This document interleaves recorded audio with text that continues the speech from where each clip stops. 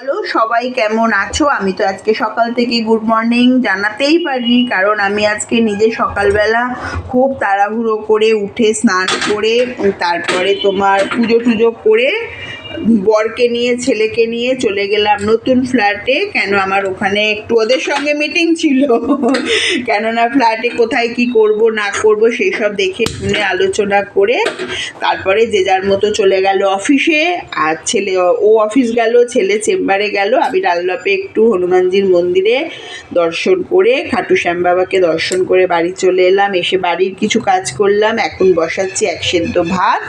এটা করে নিয়ে তারপরে আমি তোমার একটু ঠাকুরকে বাড়িতেও সাজাবো, সাজিয়ে তারপরে আজকে এটা তো আমি দুপুরে খাবো। এর মধ্যে আছে আলু, শিম আর কুমড়ো, গোবিন্দভোগ চাল, এই দিয়ে গরম গরম ঘি দিয়ে দারুণ খেতে লাগে।